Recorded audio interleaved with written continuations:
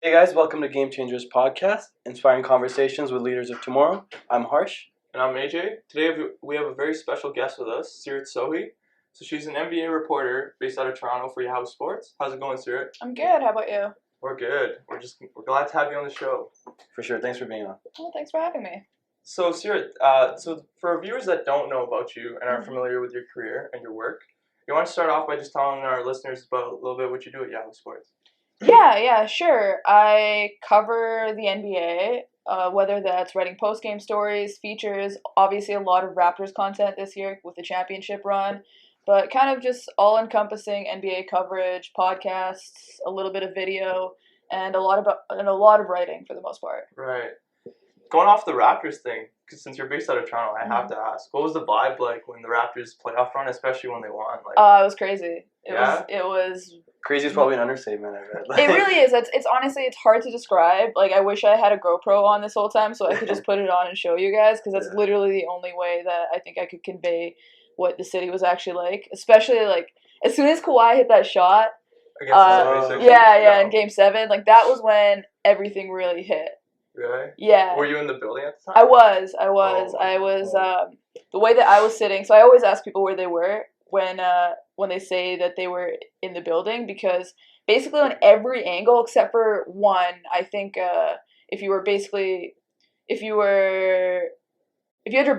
Kawhi had his back to you, that was the only direction in which the shot went up in real time and you felt like it was going to go in. Every other angle, people were like, okay, overtime. Because, we all saw it on TV, right? It was like bounce, bounce, bounce. So the way that I was sitting, I thought it was short. And usually the way that I sit, or the place that I sit, rather, you got to make your way down pretty early in order to get a good spot for the scrum. Right. So when it's a close game like that, everybody sitting up there is always in a rush. They're like, okay, let's wrap this up so we can rush down. So, I see it hit the front rim, and I start to close my laptop. And you're just I'm watching, and I'm like, oh, wait. And then, you have this moment of silence, and everybody's cheering, because even in press row, it's still, the Raptors press row is very different from other media press rows, where everybody's a lot more unbiased. Yeah. Because at the end of the day, it's Canada's team, so as much as you can say, oh, well, I like basketball, but I'm going to stop cheering for the Raptors, you're not going to stop cheering for Canada if you're born in Canada, right? So that part is always going to be there for people. So I heard press row cheering, and then the Raptors analytics team sits right behind us, and they're just hugging and screaming and stuff. And that was really cool to see, because, it's just there's people that you see every day. So it's really cool to see them, happy and succeed. And then you go downstairs and it's just complete chaos. Really? Yeah. Was it crazier during the finals, or was that the peak, would you say? The peak was probably when they made the Eastern Conference Finals. Yeah. Because that's when, first of all, they have a ceremony, and you don't really know what's going to happen. Nobody who's ever been there has done that before, so everybody's kind of working on the fly, trying to figure out what makes sense and what doesn't. Yeah. The players what do we do now? pretty much, right? LeBron's not in the East anymore. Yeah, pretty much. if you do PA, or if your job is to set up the stage afterwards. I mean, they have NBA people there obviously to help out, but the arena staff has never dealt with it before. The team has never dealt with it before. The players haven't. They have post-game media obligations, but half of them are out in Jurassic Park celebrating. I saw Masai Ujiri and Bobby Webster they're from one place to the other. Nobody knows what to do except that they're incredibly happy and trying to celebrate. Oh wow! Mm-hmm. So it's really cool. That's crazy, and it's crazy to see how far basketball has come in Canada, and I think a big part of that can be attributed to the Raptors run, and just a moment like this was needed. Even though he left now, we needed this, just for the country. For sure. Yeah. But so I want going off that, what's it like being around NBA players all the time? People that people idolize, really. Are they just regular humans too, would you say? Or? At first it was very intimidating. My first probably 3 to 4 months in a NBA locker room, and then successive moments where okay, this is LeBron's first game that I'm covering, and I'm gonna be around LeBron James. And, like, obviously, like, I don't get to talk to him one-on-one or anything like that, but if you have to ask a popular player, like, a tough question, that's something I definitely earlier on shied away from, because the prospect of it just made me so nervous. And, like, we always see videos and stuff, too, like, reporters asking dumb questions and getting owned. Like, you just never want to end up being that person.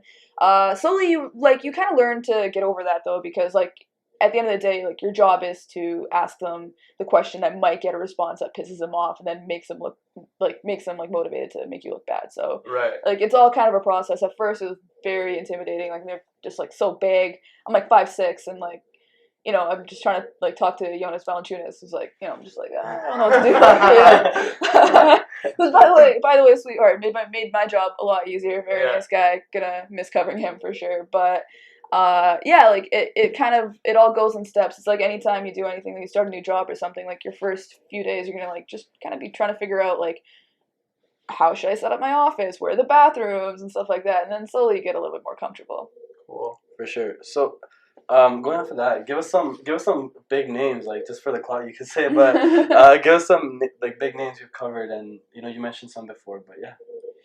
Well, I guess Kawhi Leonard, I covered him, like, all season, basically. As soon as it became clear that he was going to be a Toronto Raptor, I knew that my job that year had completely changed, that I'd be covering the team a lot more than I thought I would be, because they were just kind of an interesting team that did the same thing over and over again. Basically, you're friends with Kawhi.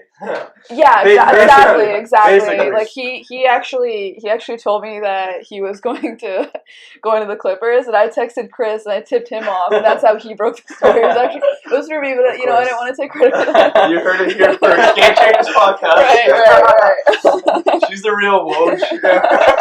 No, but, like, covering Kawhi was really interesting because he was a guy that, you know, as we all know, doesn't give reporters anything. Like, I've had, honestly, like, one-on-one conversation with him in my entire life, and it was very much in passing. So, like, covering somebody like that just, like, isn't interested in it was definitely a challenge. Right. And, like, really interesting, too, though, because at the end of the day, they're all interesting people. It's just some of them give you that side of themselves, and some of them you kind of have to pick apart at it in different ways. Right, okay. Mm-hmm.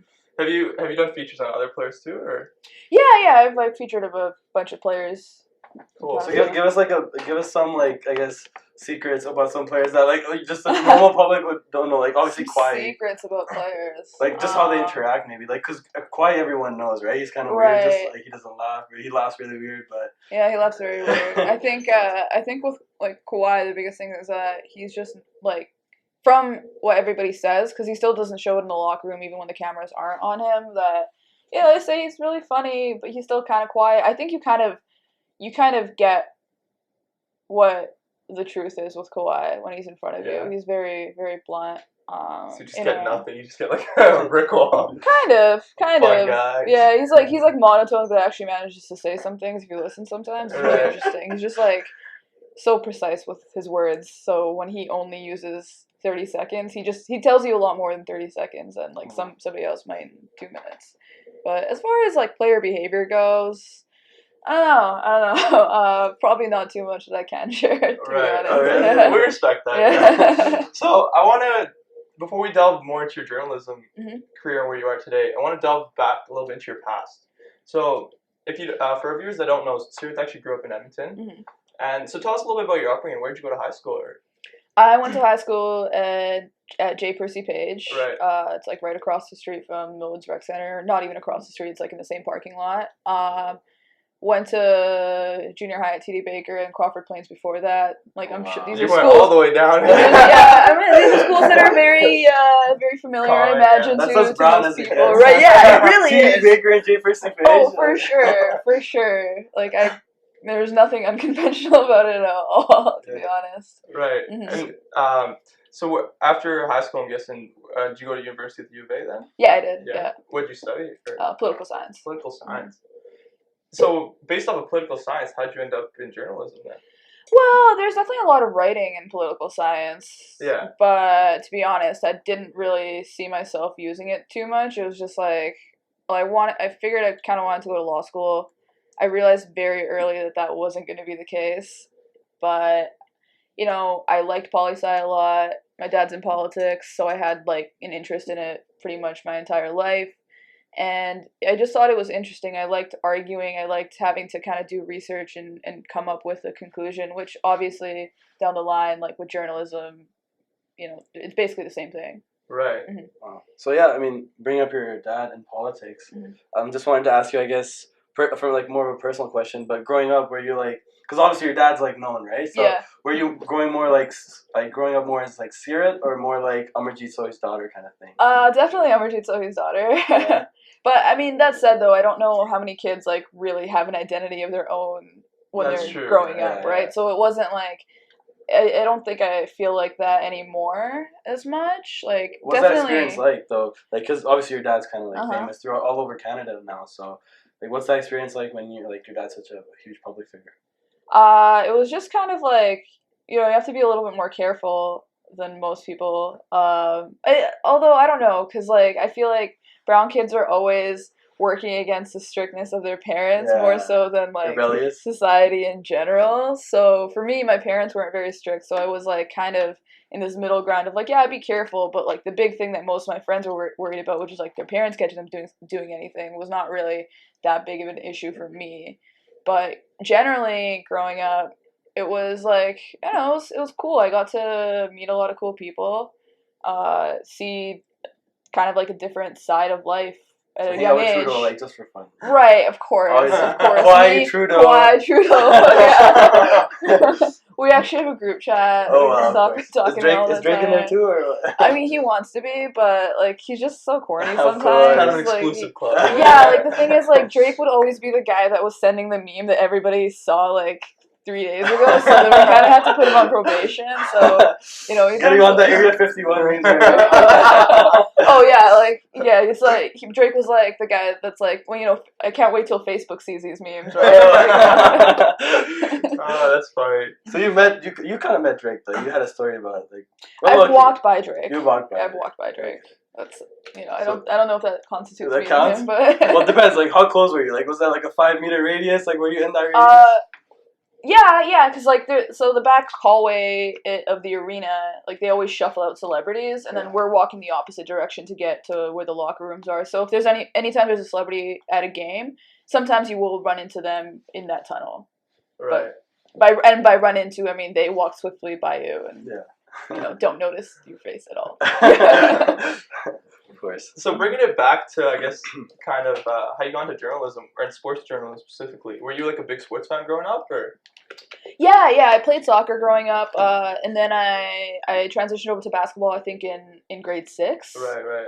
And I didn't really watch a lot up until the point I was in grade 11 or 12, and that's when I started to really get into watching it and, like, always trying to analyze it. I was on forums all the time, like posting paragraph after paragraph, being like annoying as well. I just got obsessed. I don't know what it was, like, but then once I started watching the NBA, I just got like so deep into it, like always looking up stats and stuff. And even at that time, it was never something I figured would be like a future. It was like any big sports fan, you just kind of get completely enveloped in it. Right. Do you have a favorite team back then, or? Yeah, I like the Bulls. Bulls. Yeah. Like D-Rose Bulls, or? Yeah. Yeah. Mm-hmm. Cool. And then, so going off of your political science degree when you're in university, is there a moment you had when you kind of had this eureka moment of like, oh, I want to switch to journalism, or I want to try this out? How did that come about? Yeah. So I was in my first year of university, and I was not doing so well. Didn't have the best grades, and then one day I came back to CAB, I'm sure. Right. There's many. U of A represent, yo. Exactly. It's basically where all of your dreams in first year go to die, as you just hang out Cameron with your second. friends. Yeah. And Cameron second is like a little bit more like you're pretending that you're actually gonna study. The main floor of CAB was just like, yeah, nothing's getting done. I'm gonna take my books out and they're not gonna get cracked open. That's basically what happened there. At least when I went to school, I'm sure like the locations for all these things change from time to time.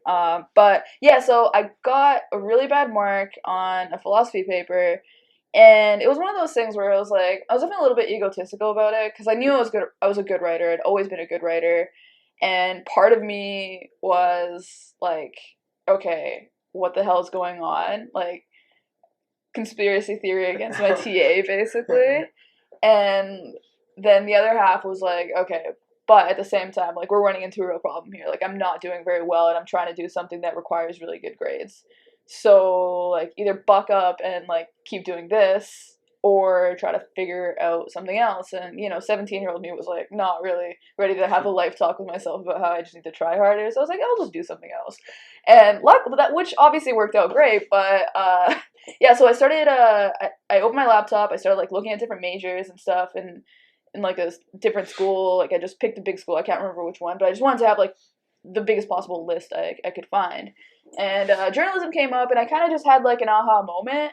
I was like, I'm always posting on forums and stuff, and somebody had suggested to me that I start a blog as a result of how incessantly I was posting, like, just put all these thoughts in one place. And I was like, you know what? Like, what if I just tried sports journalism? It just came together in this moment. And then that winter break, I started a blog, and that's kind of how it all started.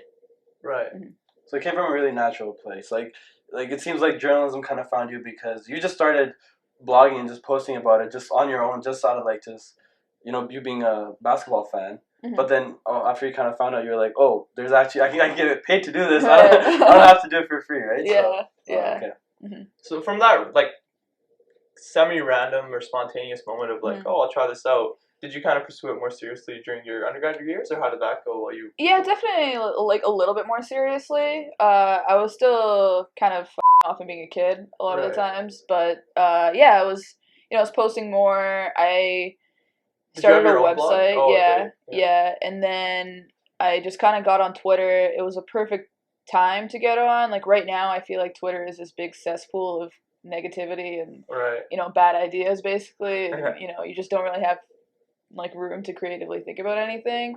But at the time, like, NBA Twitter was just becoming a thing, and it was very insular. Like, right now, I feel like NBA Twitter is, like, this big thing, right? Like, anybody who follows the NBA is, like, checking who's, like, tweeting the funniest stuff, or, like, what players are saying to each other and who's beefing and stuff. At the time, it wasn't really like that, because I think social media wasn't really, like, as big of a part of our lives. It was just starting to come up that way. So I got in at the right time, and that, like, you could still interact with people without it being, like, insanely combative, or without it being, like, your voice would just get lost in, like, a million other tweets. So, getting in, not on the ground floor, but, like, as it was sort of building up there, really helped. So I met a lot of people who were trying to do the same thing as me, and we all just kind of got to, reading each other's work, critiquing each other's work a little bit. Like, there's a lot of support, too. Like, a lot of it was straight up just complimenting each other's work, which now when I look back at was a really good thing, because, I mean, I can tell you my work wasn't good back then, but it was sure as hell, it was important for me to hear that it was, right? Right, just keep it going. Exactly. So, it was a really positive environment. I started blogging for a different blog as I kind of got better, and then I blogged for another one. Like, so I went from Pippin Ain't Easy, which was, like, by the way, fantastic title, I have to say, a Bulls blog that, naturally I was obsessed with the Bulls, and then this other site called Hardwood Paroxysm, which is definitely, like, a little bit more literary. Right. That kind of opened up that side of things for me. And then I did that for a couple years, and then I think in 2014 I started freelancing. That's when I guess I started taking it a little bit more seriously. Yeah. But I would say basically up until the time that I actually decided to move to Toronto, I was basically treating it like this part-time job and practice for something that I would eventually hope to do. Right. Mm-hmm. It was so I'm assuming when you started freelancing, you started getting paid for it, right? Or before that, was it just kind of interest? Like when you said like the Pippin Ain't Easy blog, like stuff like that, was just like? I definitely had the goal of eventually getting paid for it. Like that was definitely what I was working towards for the most part. Right. I just wasn't really at that point where I was, talented enough to get paid for it. And by 2014, I guess I'd been doing it for 3 years. So I found one freelance place that would let me, write for them. By the way, piece of advice, anything you're doing, incessantly cold email. Like, don't be afraid of rejection. I sent so many emails to strangers, like, so many times, and either heard a rejection or worse, just heard nothing. And, like, you just can't really let that get to you when you're starting out at something. So, eventually... all you need is one yes, right? Yeah, that's true. And that's really what happened. I got one yes, and then from there, I built a relationship with that place. It was called Sports on Earth. I don't think it exists anymore. And, it helped me improve B, got me some money, which is always good. And then C, like the next time I had to send an email somewhere, I could say, hey, I've written for this place. And that made it a lot more likely that an editor would see my email and instead of maybe the past where they wouldn't look at it, actually reply to it and say, okay, well, this person got published at this place that pays money to writers, so they obviously are doing something that makes like the next like 500, not 500 words, but like the next 100 words of this email worth reading, right? Just a little bit of credibility, essentially. Exactly. Exactly. Credibility. And it's crazy, like how even little things like that you're saying can like give you a lot of momentum and even just snowball. So going off of that, like, when did you start? So I'm assuming you graduated. When did you graduate university? 2016. 2016. So at that point, were you pursuing this full time, or what was your career? That was like trajectory that was a goal. I definitely wasn't like putting in that level of work at that point yet. But when I graduated, I kind of knew that was what I wanted to do. I was hoping to find a full-time job before moving out to an NBA city. Right. I had some conversations. Then I went to Summer League that year, which is something that I did pretty much every year that I started writing about the NBA. And I had a conversation with a guy that I eventually ended up working with at SBnation. And, he said he liked my work, but he basically kind of had this, like, come to Jesus chat with me where he was like, listen, like, nobody's going to give you a job unless you can actually demonstrate that you can do this on a larger than part-time basis. Like, you're just going to kind of have to show it. Right. And that and a couple of other things really just made me realize that I was going to have to bet on myself if I wanted to make this happen. Right. I had waited around. I'd had some interviews. It wasn't really working out, though. So that summer, I decided that I was going to move to Toronto. And basically that summer is when I started taking it seriously. Right. Took that leap. Yeah. Because I guess at that point, you're literally, like, it's all or nothing in a sense, right? Because if you're moving to a new city, you don't have anything lined up. You gotta survive.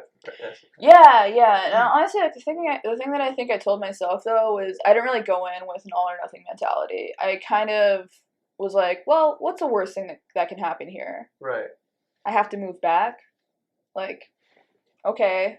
I don't know, like, that's just like when I put it in those terms, it just felt like more of a no-brainer. Yeah. Like, the price of failure was not really a big one, I guess. Like, yeah, you lose a year, but that lost year would probably be pretty cool because I would have been 23 and living in Toronto. So, Plus, you learn so much, right? Exactly. Like, I felt like there was no way that it would have been, like, a thing that I regretted, I guess. So, going off of that, like, I guess the groundwork you put in, so once you moved to Toronto, you're just freelancing for a bit before you actually got signed. Mm-hmm. What does the groundwork of, like, betting on yourself and working on your craft look like as, like, a sports writer? Like, what went into that? So that summer, I was just kind of, I was emailing with pretty much every connection that I'd ever made in the past 5 years. Right. Like, I was trying to figure out who wanted freelance work, who wanted weekly work, who wanted monthly work, like, who wanted anything, just to see what it would look like, financially, if it was feasible. I landed in a spot where it was like just barely feasible, and I was like, okay, let's go do this thing. Like, right. Yeah. That's essentially what I was doing. I was just kind of like talking to old editors, places I've freelanced before, and trying to set up cobble together 3 jobs into one job, I guess. Right. Was it very unstable then as a freelancer? Like, you were it was. It was, yeah. Well, the biggest thing was mostly like when you freelance, like, accounting is often late with when you get paid and stuff like that. I think anybody who works in the freelance world has like had those frustrations before, but it was unstable at times, but it wasn't unstable to the point that like I was ever worried about basic needs or anything like that. Right. Yeah. So what was it like getting, because you mentioned you were freelancing and mentioned some other like SBnation and ESPN as well. So when you got signed by Yahoo Sports, like I know after 6 or 7 years of journalism and just I guess a bit of a struggle as well, what was that like? Well, for me the biggest one was actually like 6 months before that when I got signed by SBnation. That was a company that I had been freelancing for pretty much that entire year in Toronto. Like, they became my primary freelance relationship, and the relationship that I had with the editor there was very strong. So, and without going too much into it, I basically like started having a conversation with a different company. They found out and they were like, yeah, like, why don't you just work for us instead? Which worked out because that conversation didn't work out. So I was like, okay, like, yeah, let's just do that. So that was really cool. It was like right in the middle of the NBA finals. It was June 2017, I believe, 2018. Yeah, it was June 2018. And yeah, like that was just a great feeling. Knowing that I didn't have to freelance anymore. It was more like a lifestyle change than anything else. Like, obviously having a little bit more money is good, having consistent money is good, and like it just felt like a lot more relaxed. And that's like when I think the writing took off a little bit more too. Like it was just like less stress, and I was able to take on longer projects and like, think less about risk. I think so. That was really cool. That's definitely when it hit. And then the Yahoo thing was like, okay, like we're safe now, I guess, right? Like, yeah. So you've mentioned a lot about like you're reaching out to networks. Like you seem to have some a solid network to reach out to. How did you develop that, or especially when you're still kind of doing this part time? Like, how did you develop those connections? Well, I think the biggest thing was just the fact that I had gotten in so early. Yeah. So like going in, like from 2011 up until 2016, you just get to meet a lot of people, and in a 5-year span, like the person that you met that was in the same position as you might actually be doing a lot better than you, but you have this benefit of like you've known them for 5 years and like they're actually your friend because you met them at a point where like you didn't really need anything from them, right? So I think that went a long way. But more than anything, like I'm not the world's most fantastic networker, but I had a lot of time, and I think that when you work in something like sports, and this probably applies to a lot of things, like anything that you can be really passionate about, like go into it being more like go into it with the idea that you're going to be looking for the best idea, or trying to actually just have a conversation about your craft or whatever it is that you're passionate about, instead of, hey, like, help me get this job, right? Like if you meet somebody that you admire, first of all, kudos to you for putting yourself in that position, and then just say, hey, like, I'm a big fan. I like what you said about this and this. Here are my thoughts. And that stuff, if you are really invested in whatever it is that you're doing, should come pretty organically, because naturally you'd have a lot of thoughts on that type of thing. Then you become useful to them, and you can build a genuine friendship over like a couple years, instead of having this transactional business relationship, right? Like, because I think, like, anybody knows that they would rather help their friends than help a coworker, right? Like, you want to help your friends. So I think that definitely helped me a lot. Right. And sorry, not to cut you off, but I think you mentioned when I was chatting to you earlier that you also worked summer league a little bit. How did that come about, or was that like a big step in kind of helping you become more legit or getting you more like connections? I can't remember who told me now, but like somebody basically told me I should go, and then I checked in on it with a bunch of other people, and like it became very clear that it was a good idea. So it just kind of worked out in terms of summer league was at the time basically like credentialing everybody, like even if like at the time like I was basically a nobody. I was in Vegas when I was 18 years old, which was like such a trip. Just like, because there's nothing for you to do there, but like you can kind of get away with some stuff. Yeah. And it's like just like a really interesting experience when you're that young. You're just kind of like walking around this adult playground where basically like all these old people are like acting out and being inappropriate, and you're just like, okay, all right, this is really interesting. And like, now 7 years later, I totally understand the appeal, but at the time I was like, okay, this place is kind of weird. Right. But yeah, more back to your point though. Yeah, I just heard that I should go, and it was in July, which was a good time as far as there's in school, and like it's ultimately from Edmonton, not that far, not as far as a lot of NBA arenas, and it was accessible more than anything. Like they were credentialing anybody. You could go in, you could talk to a bunch of people, you could put faces to names that you had met on the internet, and like just kind of get to know people. Right. So when you talk about so many faces, obviously, and you mentioned this before too, like sports is, it's so many people are so passionate about sports, and it seems like it's a very competitive industry, and you could probably second that. But what's the journey been like? Because now you've established your place in it, but it seems like it took lots of time and lots of just hard work and lots of persistence. So what's that journey been like for you? I mean, it's been more than anything a lot of fun. Like for me, the journey has been a lot more smooth sailing than I think it has been for a lot of people that I know that have ended up being like extremely successful. I think I was incredibly lucky that I figured out that I wanted to do it by the time I was 18.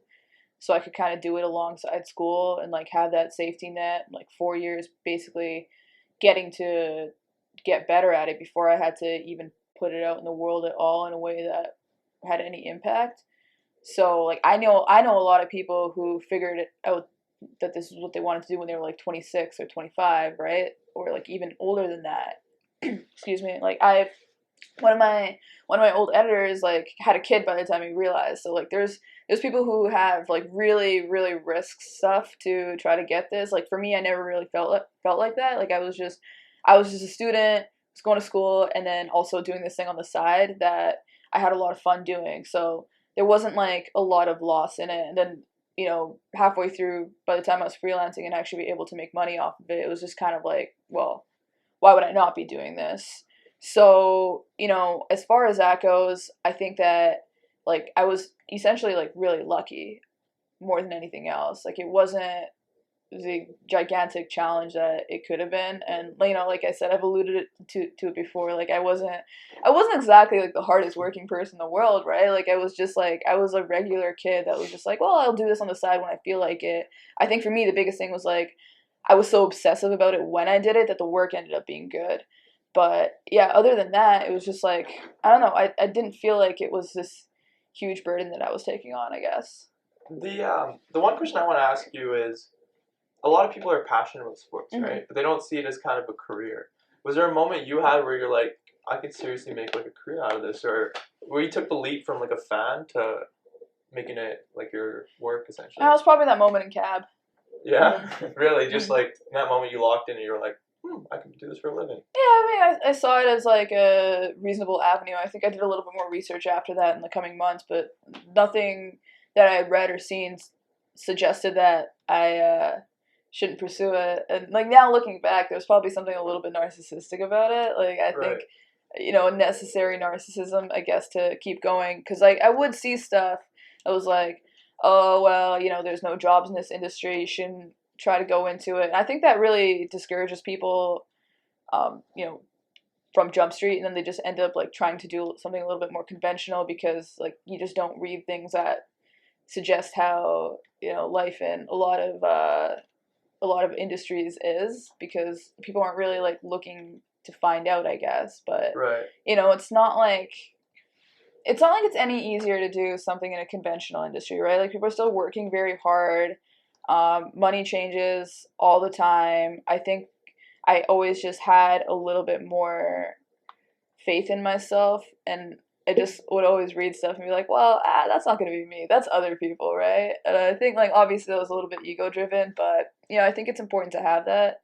I think it's especially important, like, for young women to have that, because there's so much in the world telling you, like, from your experiences growing up, that you're kind of, like, a nobody, that you're just, like, another cog in the machine, and that you shouldn't, like, try to do something out of the ordinary, right? Right. And building off that, the whole conventional thing, right? Like, do you have a moment of a story, or maybe like a moment you vividly remember? Because I'm assuming a lot of your friends kind of pursued a more traditional path, right? Like the friends you went to university with and things of that sort, where you were like, should I maybe be doing that instead? Or is it just, did you have a low like that where you're like, oh, maybe I should do this? Like, should I just follow the conventional path instead? I don't know if it was necessarily a low, but I do think there were times when I would go back and forth and think like, oh, should I still be trying to pursue law school? I think up until like at least like my fourth year, up until the point that I started freelancing a little bit more, I was really back and forth with it. Excuse me. Like there were times that I was just like studying a lot in school and seeing, where that would get me. And then there were times where I was toggling back and forth. And then I think I reached a place where I realized I was kind of in no man's land and I needed to like kind of focus in on one thing. So I think by fourth year, I'd kind of decided like, okay, like I'm going to just focus on the sports thing. But yeah, like I was always a little bit back and forth. And, like I think, all of my second year was almost like I was still maybe not like having the right amount of confidence in myself to like really go for it. I was like, like I'll keep studying really hard and like hoping that I'll have the marks to go to law school while also trying to pursue this other thing, which, I think one of the biggest life lessons for me from that was like that it just doesn't work. Like you kind of, everybody says like don't put your chickens in, or your eggs in one basket rather. But I think that for most things in life you kind of have to. Yeah, I think especially when you're going into kind of like a niche career necessarily, right? Like you, and when you're taking leaps like moving to Toronto, like you have to go all in or you're kind of just wasting your time in a sense because. Would you agree with that? Yeah. Yeah, I think that's true. I think for me, what I realized was that the people I was competing against were all in. So if you're not going to be all in, they're obviously going to get ahead of you. So to not go in, like, you're kind of setting yourself up for failure. Right. And I read this one thing. It's like, oh, you can't get to third base with like having your foot on second, right? So exactly, you got to take that leap, and I actually admire that a lot because when you say you were 18 and obviously being from a South Asian culture and obviously conservative parents, you're kind of pushed towards maybe a conservative role. I'm not sure how your parents were, but in general, right? And being a woman as well, obviously there are some stereotypical roles that are placed upon you, but I mean I think a lot of self-belief there that I can definitely admire. Even when you were so young as well, like just in your first year and you started putting so much work in and using that opportunity that you had so much time and you had very little risk. Yeah, thank you. I appreciate that. I think you're right. Like there are a lot of expectations in our culture. I think I was very lucky in that my parents cared very little about any of those expectations. So that I think probably like powered my self-confidence in doing this more than anything else.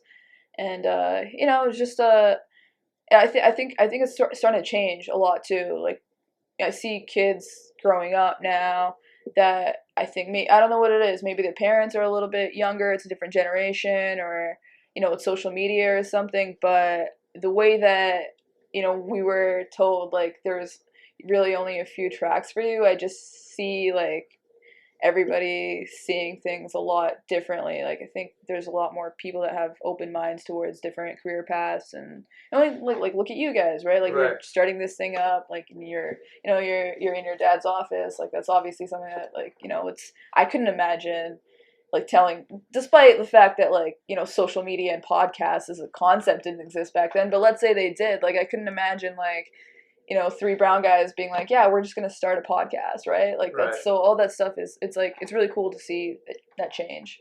Yeah. Shout out Mr. Gill for the office space, by the way. AJ's dad coming through.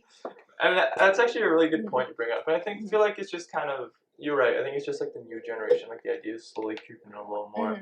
But the thing I wanted to touch on a little bit was, so being a woman in a male-dominated industry like sports, what do you feel like there's certain challenges you've had to overcome, or is there anything in that sense? Like, is there challenges that you have to overcome or that you've overcome already that you feel kind of you'd like to shed some light on? Or even being like a woman of color too. Like, I think that's definitely another aspect to it.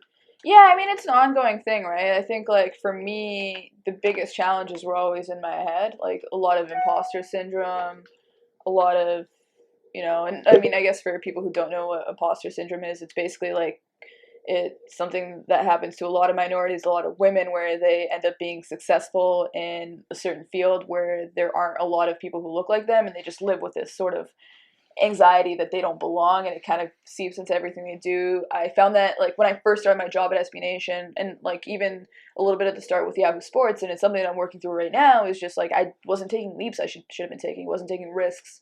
So it's like, okay, like I'm here, oh, like who do you think you are? Like why would you ask for this? Why would you ask for this? And I think that like throughout our lives, like oftentimes like that voice is always in the back of your head. It's like, who do you think you are? Oh, why do you think you can accomplish this? Like, what makes you so special, right? Like, it's like you're always like, there's a lot of like negative self-talk that goes on in your life, I think, when you're like, not for everybody, but for minorities, for women, that you kind of sort of have to slowly learn to overcome in order to actually truly believe in yourself. So for me, that was really the biggest challenge. As far as the industry itself, like I will say it's actually been pretty cool. Like I think people are really excited to see people who look like me in it. I think there are sometimes challenges with certain interview subjects that, you know, you don't really necessarily want to get into. But I also think at the same time, like, for as many people who are frustrating, there's also, like, you know, a whole bunch of players and coaches and, you know, in the NBA especially, which is 76% black, that are kind of happy to see, you know, a different face and, you know, a younger face, somebody who's not gonna, like, kind of be like this crotchety old man coming up to you with, like, this is what happened in the game. Like, it's easier to relate to players when you're, like, anybody when you're their age and, like, you're kind of, like, in their culture, instead of, like, you know, I'm sure everybody's had an older person come up to them and, like, say something really lame in an attempt to connect, right? So, like, I run into a lot of those problems. But, yeah, the industry itself has actually been pretty cool. Like, there have been moments that have definitely been a bit of a downer, and, like, you know, I've definitely run into some roadblocks, but, yeah, like, most people are pretty supportive and cool. Right. That's good to see, and I'm glad you cleared that up to an extent, but like, props to you also for kind of being, I guess, like a champion almost in a way, right? By just the fact that you're pursuing a career like this, like, you're paving the way for other, even brown girls, right? Because I think you probably had other people come before you, other women specifically come before you. So to kind of they really went through it, you know, like, it's, like, so much easier now because of, you know, women who went to this industry 20 years ago when there was basically nobody, right? Yeah. And, like, they really had to see it for themselves and put themselves in a position that, like, I don't know, I don't think anybody's really, most people aren't really that good at envisioning themselves in a scenario where they haven't seen people who look like them in. So, like, you know, kudos to them, like, you know, and coming up in the industry in a much less progressive environment too, right? Yeah, but I guess kudos to you as well for paving the way for future brown girls. In a sense, thank you. Right? I appreciate that. So I want to switch gears a little bit to. So how long have you been working at Yahoo now, or? It hasn't even been a year. I think I started on December 10th last year, so I think 9 months. Right. Yeah.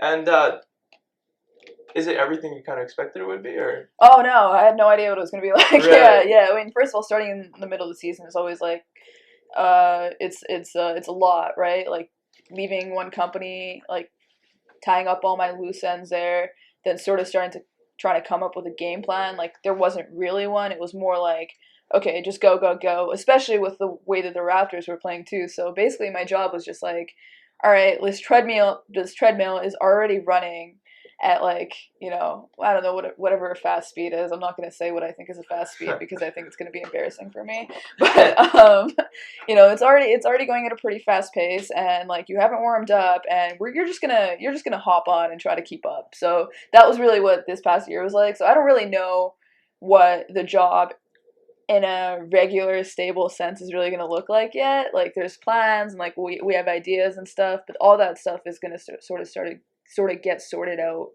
as we go into the season now. But yeah, like, this past year was just like a whirlwind. I did not have any idea what to expect, and if any of my predictions would have been off, right? Right. Yeah. Wow. So, I mean, going off of that, did you have, like, a moment where it's like you felt like, you know, damn, I'm, like, really living the dream, kind of? I tried to, like, set myself into these moments during the finals because I knew it was really special, right? Like, you know that you're covering the NBA finals. It was, like, my second year in Toronto. I was, like, incredibly lucky. There are people who've been in this market for, you know, 25 years that haven't gotten to cover this. So I tried to kind of force it a little bit at times, but, like, to be honest, I was just so tired all the time and trying to, like, meet deadlines and work. So I had a couple, though. I mean, obviously, Game 7, the Eastern Conference Finals, when they made the finals, rather, and, like, I took you guys through those a little bit. Every once in a while, and people who had been in the industry were kind of telling me this, like, hey, like, just, I know you're going to be really busy right now, but just breathe. Like, you know, take a moment, enjoy this. So I had a few of those, but for the most part, I was just like, can I get some sleep? Can I get it right? Like, am I going to get this interview, like, that I need to get done for such and such thing? So it was a lot of work. And then as soon as it was done, I was like, okay, first of all, I'm going to sleep forever. And then, you know, as I started to kind of, like, come out of it, I was like, wow, oh, okay. They probably got lots of opportunities too, because obviously, Toronto's probably highlighted all over North America, so lots of opportunities probably came up for you as well. Yeah, it was really cool. Like, I got to do TV for the first time. I don't think that would have really been in the cards for me this early, if not for the Raptors being as good as they were. So, and being in Toronto too, like, all the national stations are there, right? So I got to do a couple things for CBC, which was awesome, and like also just really fun because it's one of those things where I work in an industry where most of what I do is like disconnected from like my family's understanding of anything, right? Like, unless they're like younger family members, like they kind of get it, but like I don't know, like what do you tell your aunt and uncle about being like verified on Twitter, right? Because there's so many times where it's like, not that I wanted to like be like, hey, look, I'm doing so well, but like sometimes I feel like the way they talk to me, they'd just like be worried, they'd like want to make sure that I was doing okay. Like, do you like, Beta, this is not a career.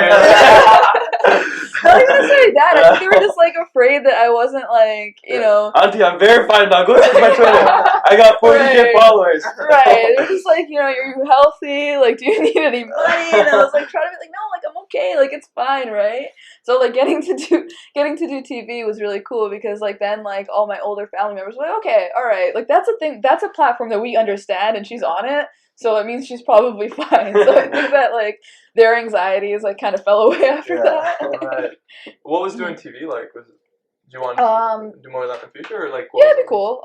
It was a lot of fun actually. The first time I went on, they only had like a few hours before I said yes and when I was supposed to go on, so I didn't really have time to like trip myself up or make myself too nervous. I was kind of just like, okay, just go get ready, prepare, and go, which like I think made the experience like 10 times better. I just came in like a lot more confident, and I think like if I had 24 hours, I would have been like overthinking it. Like, what am I gonna do? So it was really fun, and I did a couple more. It was really interesting. One time I got taken off because some like news broke. And that was really cool to just watch them set up as, like, the producers, and, like, they get a new anchor in, and everybody's, like, kind of shuffling around. They're, like, just live TV happening in front of you and all the mechanisms that go into it. So that definitely intrigued me a little bit. I was like, oh, that's really cool, like, to see, like, the adrenaline rush. Like, that's one thing that I don't really get in my job as much. Like, there's definitely some interesting post-game scrums and stuff. But, for the most part, I'm just by myself writing, and I can, like, either take 24 hours and like really try to make something great, or I have 2 hours, like, and it's kind of just like it's often low stakes for my day-to-day life, but just seeing like something have to happen like this, like deadline, we're gonna go live, like this ad break's gonna be over 5, 4, 3, 2, like that was really cool. Right. But yeah, so like I would I'd be totally cool with doing more of that, to answer your question. Yeah. That's cool. And I guess pulling back the curtain a little bit, like what you were saying, what is like the day-to-day of a NBA or a sports reporter look like? Because people just kind of see the end result, right? Like, be it like a feature article or you on TV or things of that sort. What does the day-to-day kind of look like? It's really different every day, to be honest. There are days that there's a game. That means that I'm waking up and going to shoot around most of the time. Some of the times I don't. Shoot around like as in hoops, or like? So the players shoot around the mornings of every game. Yeah, I should have clarified actually. Not everybody's listening to this. Maybe like an NBA reporter. Are you shooting, or are you shooting? Yeah, just me shooting around the gym. No, so the mornings before games, most teams will have a session to shoot around, go over a scouting report for that specific team, whatever they want to work on that day with your coaches. I mean, every team's a little bit different. It's about like what their coaches kind of have set up for them. So after that, they'll have a media availability. So you go to that, and then you go to pregame 2 hours before the game usually. You can go like, pretty much any time, but like most people go 2 hours before. And then they have all the pregame analysis and like the scrums, and the locker room's open for you to go in. And then there's a game, and then there's post-game lockers. So that basically ends up being your entire day if there's a game. And it can it can be a lot of fun, but there's not really an opportunity to often do much else. That's like where you collect most of your reporting, because there's a ton of media availabilities. And then there's days where there's no game, so you'll be either writing or like doing a lot of transcribing, way too much transcribing. That's like the worst part of the job, as anybody who works in reporting will tell you.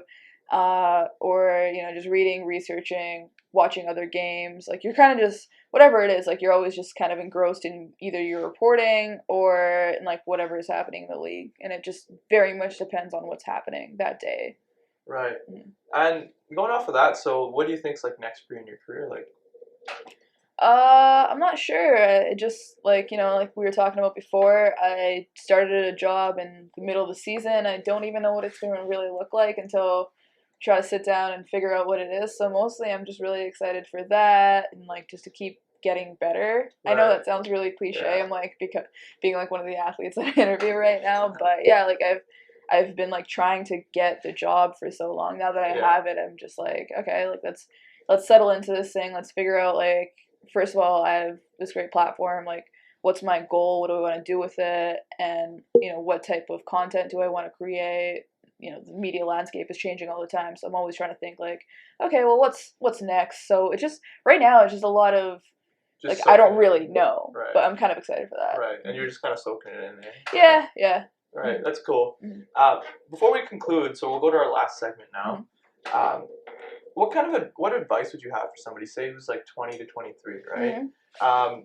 And maybe they're trying to make a career in journalism, right? Like you were. What advice would you have for them? And maybe especially if they're a woman or something of that sort. I would just say believe in yourself. Like, I think that's kind of been like the central tenet of what I've been talking about for the most part today.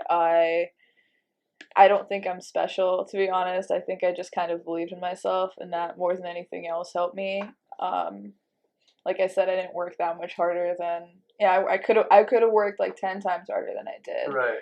I think that oftentimes, like, people like to get caught up in this idea that they were only there because, like, they worked so hard and they were so special, and I just don't really think that's the case. I think, like, the biggest thing is just, like, being in a position where you feel empowering yourself if, you know, you don't have the right people around to do it for you. And, you know, eventually, you know, getting around the right people. I think, like, honestly, one of the biggest problems with Edmonton is that there are a lot of people that just tell you can't do something, or, like, live in this culture where maybe they're not necessarily telling you can't, but there is just this culture of, like, don't try, don't do this, like, you know, don't, you know, take the path that nobody else really takes. And, like, you know, like we talked about, that's changing. That's really great to see, but it still, like, pervades in this city. I see it, like, having had the opportunity to live in Toronto, people just think differently, and that's really cool. So,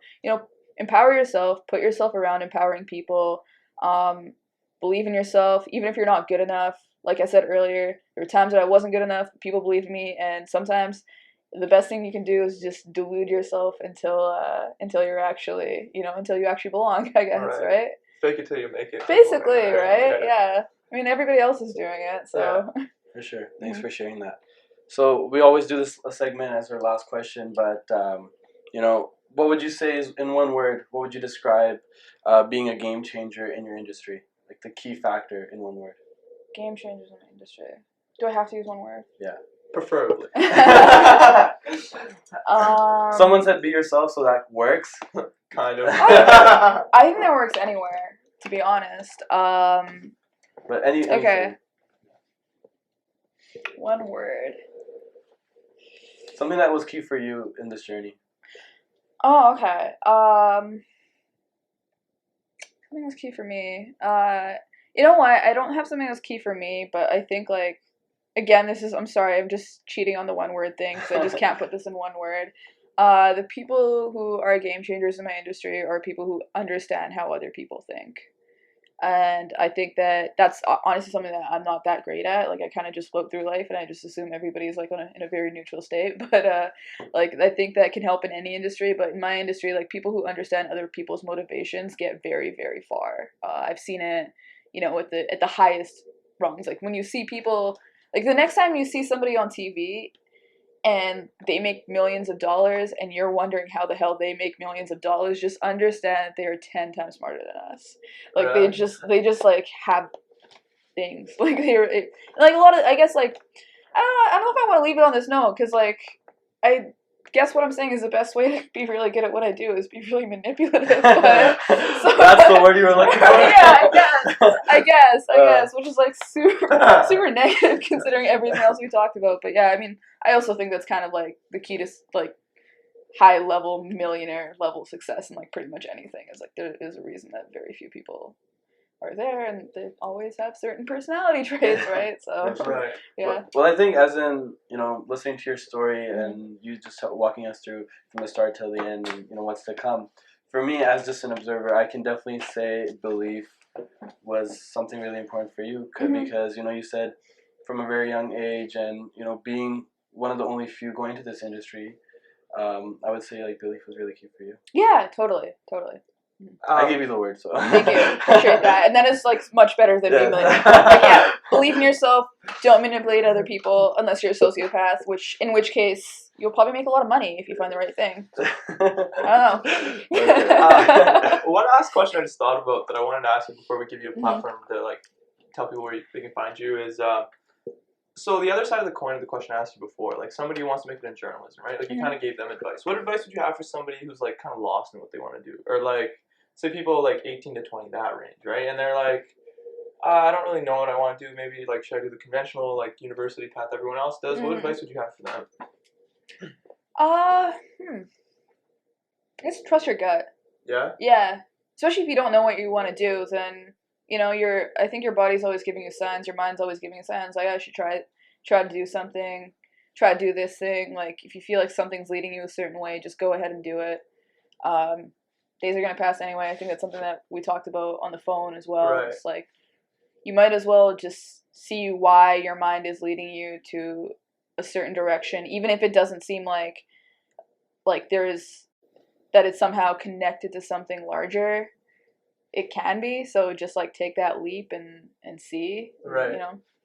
Cool. Don't listen to the voice in your head that's saying don't do it. Just go do it. Shoot your shot. Yeah, exactly. Shoot your shot. Shoot your shot. Yeah. All right. So last thing, I'm guessing a lot of people want to find you on social media, and where can they find you? Yeah. So I'm on Twitter at Seerat Sohi and on Instagram also at Seerat Sohi. Right. And verified, by the way. Right. Our first verified guest. Oh, really? All right. Thanks a lot, Seerat, for coming on. It was enlightening for us, and I'm sure it was for our viewers as well, to hear your story and kind of gain inspiration from that. Is there anything else you want to conclude with, Harsh? Yeah, for sure. I mean, really admire, your hard work and your persistence towards, you pursuing your dreams and, doing something out of the norm. And I think that really defines you as a game changer. And yeah, thank you guys for watching. Thank you, Seerat, for being on, and we'll see you guys next time. And cut. All right.